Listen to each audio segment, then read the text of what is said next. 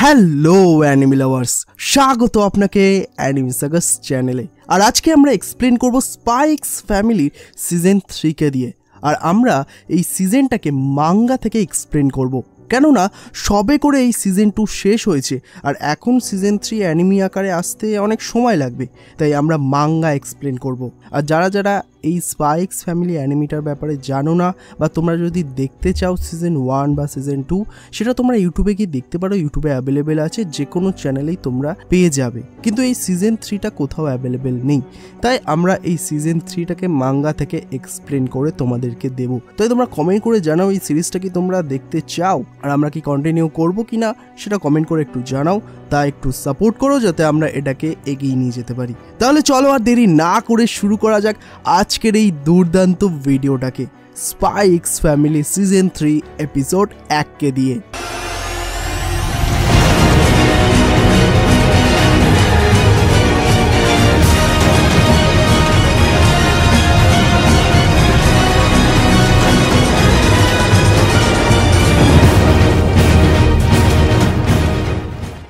এপিসোডের শুরুতেই আমরা দেখতে পাই যে সিলভিয়া ফিওনাকে একটা মিশন দেয়, আর সে সেই মিশন সম্বন্ধে ফিওনাকে বলতে থাকে যে এই লোকটার নাম হলো সার্গিও অস্তেস্কি, আর এ হলো একজন ইকোনমিক্স কমিটির এক্সিকিউটিভ এবং সেনাবাহিনীর কমিশনারের একজন প্রাক্তন কর্মকর্তা হিসেবে তিনি চরমভাবে পশ্চিম বিরোধী ছিলেন।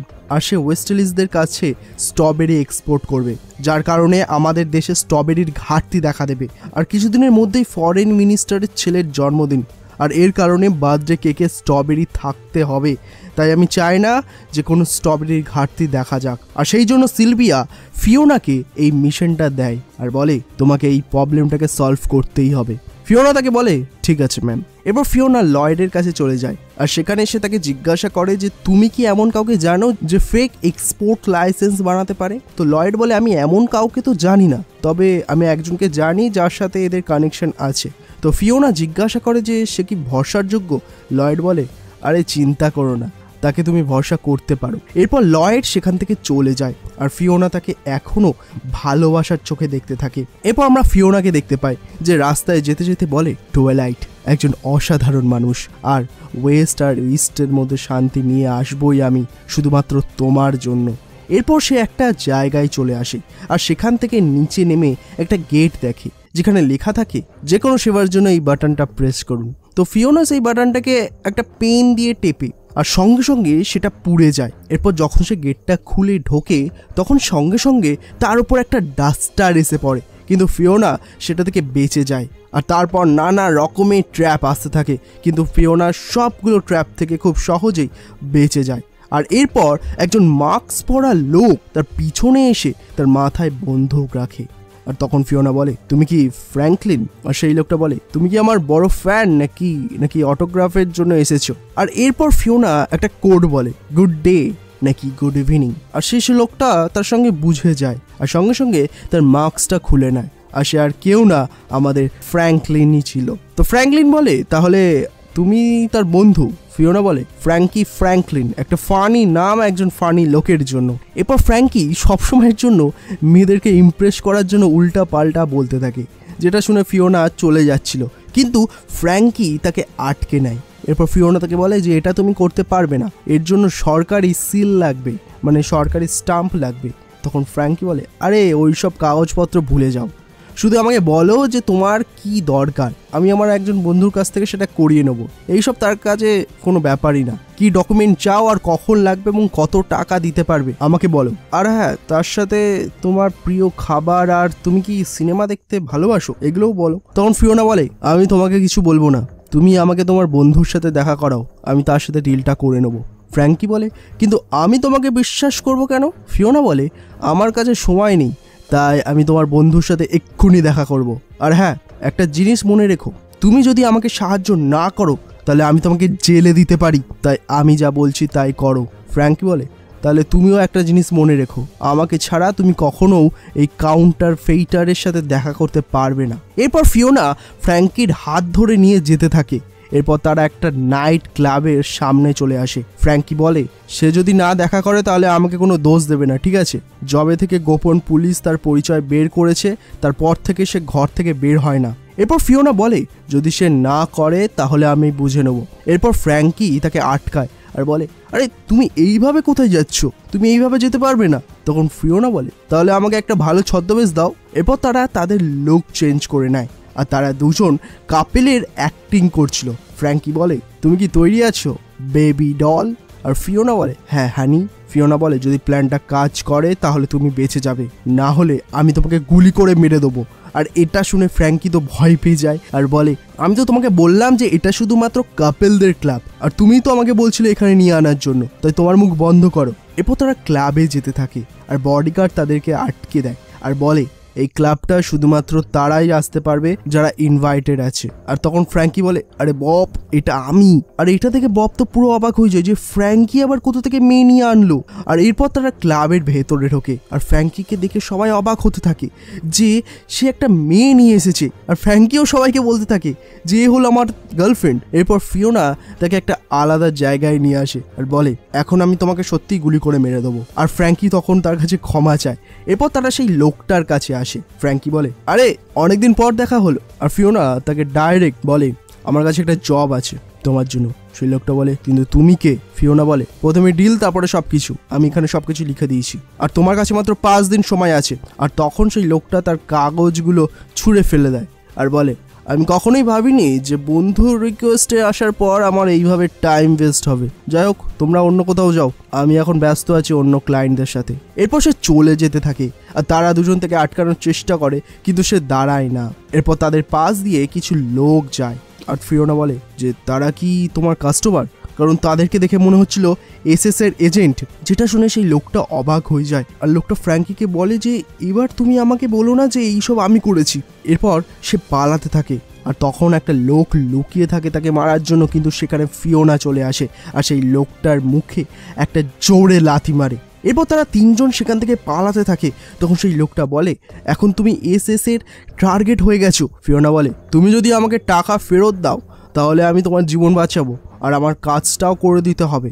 এরপর আর একজন ছুরি নিয়ে অ্যাটাক করে কিন্তু ফিওনা তাকেও মেরে দেয়। আর ফ্র্যাঙ্কি সেই লোকটাকে বলে যে আরে তুমি এই মেয়েটাকে ভরসা করতে পারো। এরপর আমরা দেখতে পাই যে একজন লুকিয়ে গুলি করার চেষ্টা করছিল আর ফ্র্যাঙ্কি ফিওনাকে নিচু করেই দেয়। কিন্তু তখন আমরা দেখতে পাই যে ফিওনা আগে থেকেই তার হাতে ছুরি মেরে দিয়েছে। ফিওনা বলে এখন আমাদের 13th ওয়েস্টে যেতে হবে আর সেখানে লুকাতে হবে। তখন ফ্র্যাঙ্কি দাঁড়াতে বলে আর বলে সেখানে অনেক এসএস এর এজেন্ট আছে কিন্তু এখানে একটা সুড়ঙ্গ আছে যেখান থেকে আমি যেতে পারি। ফিওনা তাকে বলে তাহলে তুমি একটা তো কাজে এসেছো। ফ্র্যাঙ্কি বলে আমাকে আন্ডার এস্টিমেট করো না। ফিওনা তাকে জিজ্ঞাসা করে যে তুমি আমাদের সাইড নিচ্ছ কেন? ফ্র্যাঙ্কি বলে আমি কারো সাইড নিচ্ছি না, আমি শুধু ইস্টদের ফ্যান নই। এই দেশ অনেক কঠোর আর অত্যাচারী, তাই আমি একটু কষ্ট করে কিছু করতে পছন্দ করি। এমনটা ভাবতে পারো যে আমি একজন বিদ্রোহী পর্যায়ের মধ্যে দিয়েই যাচ্ছি।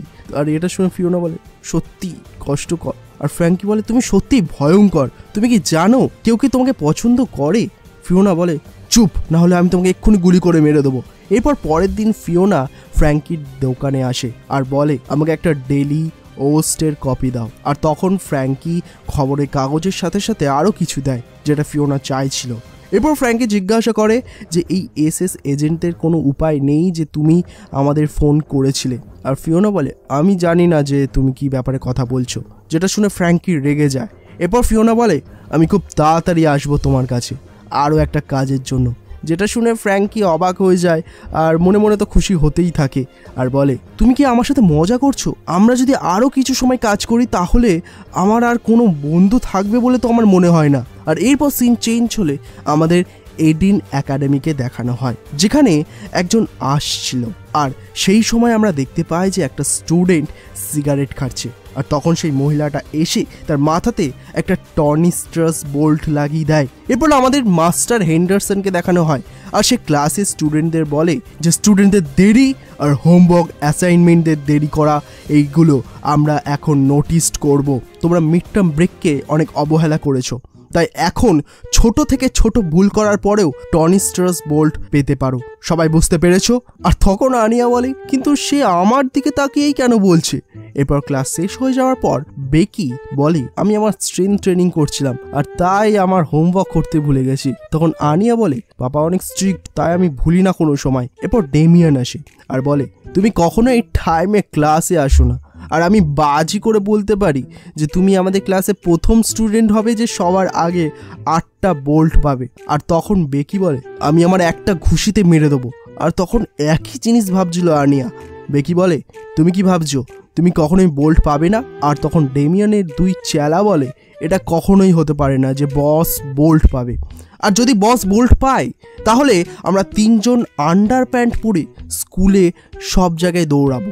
আর আমাদের বস যা বলে সেটাই কিন্তু করে। মানে একদিক থেকে তারা দুজন তাদের বসকেই ফাঁসিয়ে দিচ্ছে। এরপর বিল পেছন থেকে দৌড়ে আসে আর হাঁফাতে হাঁফাতে বলে, পালিয়ে যাও, চলে যাও এখান থেকে দেরি হয়ে যাওয়ার আগে, এটা একটা বিপর্যয়, ভয়ানক কিছু হতে চলেছে। এরপর আমরা দেখতে পাই যে 2টো স্টুডেন্ট নিজেদের মতো কথা বলতে থাকে আর একজন এসে তাদের মাথায় একটা একটা করে টনি স্ট্রাস বোল্ট লাগিয়ে দেয়। এরপর সেখানে মাস্টার হেন্ডারসন আসে আর বলে, মিস্টার শার্লক, আপনি তো একদম আগের মতনই আছেন। শার্লক বলে, অনেকদিন পর দেখা। হেন্ডারসন থেকে জিজ্ঞাসা করে যে আপনি কেমন আছেন। আর শার্লক বলে, মনে হচ্ছে আপনি এখন অনেক নরম হয়ে গেছেন। আমি শুনলাম যে আপনি ফার্স্ট ইয়ার স্টুডেন্টদের পড়াচ্ছেন। আমি এবার সেই ছোট্ট বাচ্চাদের কাছে যাব। এরপর সে যেতে থাকে। ইনি হলেন ডিসিপ্লিন কমিটির থেকে মিস্ট্রেস স্লাগ। এরপর বিল তাদের বলতে থাকে যে আমি শুনেছি যে এডেন একাডেমির সব স্টুডেন্টসরা তাকে ভয় পায় তার নির্দয়তার জন্য। আমার মনে হয় যে সে কোনো কারণে হাসপাতালে ভর্তি ছিল এতদিন ধরে, আর এখন সে ফিরে এসেছে। সে এখন টনি স্ট্রাস বোল্টের বৃষ্টি করবে একদম ছোট থেকে ছোট কারণে। তারা বলছিল যে সে নাকি একা হতে 100টা বাচ্চাকে বের করে দিয়েছে, তাই তারা তাকে বলে ওল্ড লেডি টনি স্ট্রাস, যেটা শুনে সবাই ভয় পেতে থাকে। তাই বিল সবাইকে পালাতে বলে আর বলে, আমাদের ক্লাসে এসেছিল, এখন তোমাদের পালা, তাই পালাও এখান থেকে। আর তখনই স্লাগ চলে আসে আর বলে, তোমাদের সাথে দেখা করে ভালো লাগলো, ক্লাস 1 to 3 স্টুডেন্টস, এখন তোমরা পালাতে পারবে না আমার কাছ থেকে। আর তখন সবাই ভয় পেতে থাকে। এরপর সে জিজ্ঞাসা করে, সবাই কি এখানে আছে? আর এখন সবাই একটা লাইন করে দাঁড়াও, এখন ব্যাগ চেক করা হবে।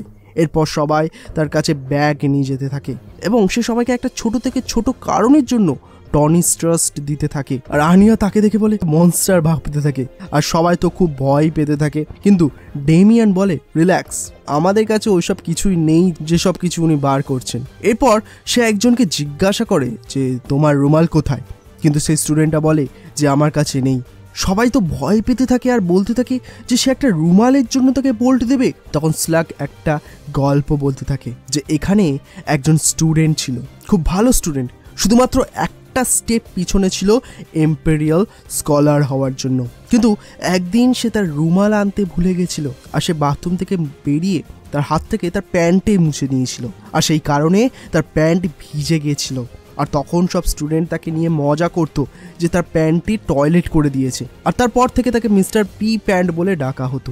সেই কারণে তার লাইফে অন্ধকার নেমে আসে। আর কিছু সময় পর তাকে বের করে দেওয়া হয় স্কুল থেকে নানা রকম ঝামেলা করার জন্য। তারপর সে কোনো কাজও পায়নি। তারপর সে বাজে কাজে যোগ দিয়েছিল আর আমি শুনেছি যে তাকে শেষে পুলিশও ধরে নিয়েছিল। আর এখন সে বেঁচে আছে নাকি মরে গেছে আমি তা জানি না, কিন্তু আমি চাই না যে এটা কোনো আর এডেন স্টুডেন্টের সাথে হোক, তাই সবার কাছে রুমাল থাকাটা জরুরি। এরপর সবাই এক এক করে যায়। তখন ডেমিয়ান যে দেখে যে সে রুমাল আনতে ভুলে গেছে, সে বুঝতে পারে না যে সে এখন কি করবে। আর তখন সে উল্টাপাল্টা সব কথা ভাবতে থাকে যে সে যদি টনি স্ট্রাস বোল্ট পেয়ে যায় তার সাথে কি কি হতে পারে। সে আন্ডার প্যান্ট পরে স্কুলে দৌড়াচ্ছে আর তারপর তাকে সব স্টুডেন্টরা তাকে নিয়ে খিল্লি করছে আর ভাবে যে এটাই শুধু নয়, তার সাথে আরও বাজে কিছু হবে যদি সে টনি স্ট্রাস বোল্ট পায়, কেননা সে কোনো দিন আর তার বাবার সামনে দাঁড়াতে পারবে না। আর তখন আনিয়া ভাবে যে এইরকম যদি হয় তাহলে তো প্ল্যান বি বিপদে আছে। আর তখন আনিয়া তার রুমালটা বের করে ডেমিয়ানকে দেয়। তখন ডেমিয়ান তো অবাক হয়ে যায়, কিন্তু সে জিজ্ঞাসা করে তাহলে তোমার কি হবে? তখন আনিয়া বলে, হ্যাঁ, আরে এটা ভেবো না, আমি জানতাম এইরকম কিছু একটা হবে, তাই আমি আমার সাথে আরও একটা রুমাল নিয়ে এসেছি। আনিয়ার জন্য ডেমিয়ান রুমাল দিয়ে দেয় আর ভাবে যে তার প্ল্যান সাকসেস হয়ে গেছে। কিন্তু এরপর যখন আর্নিয়ার পালা এলো তখন সে দেখে যে তার ব্যাগে আর কোনো রুমালই নেই, আর সেই কারণে তাকে টনি স্টার্স বোল্ট দিয়ে দেয়, যেটা দেখে আর্নিয়া তো পুরো শকড হয়ে যায়। আসলে আর্নিয়া শুধু ভেবেছিল যে তার কাছে আরও একটা রুমাল থাকবে, যেটা থেকে ডেমিয়ান ভাবে যে এ তো সত্যিই বোকা। আর আর্নিয়াকে কাঁদতে দেখে ডেমিয়ান সেই ম্যামের কাছে যায় আর তাকে বলতেই যাচ্ছিল, কিন্তু আর্নিয়া তাকে বারণ করে দেয়। আর তখনই স্কুলে ঘন্টা বাজে। ডেমিয়ান বলে, আমি তোমাকে এর বিনিময়ে একটা কেক দিয়ে দেবো। আর্নিয়া বলে, তুমি আমাকে এর বিনিময়ে কেক দেবে?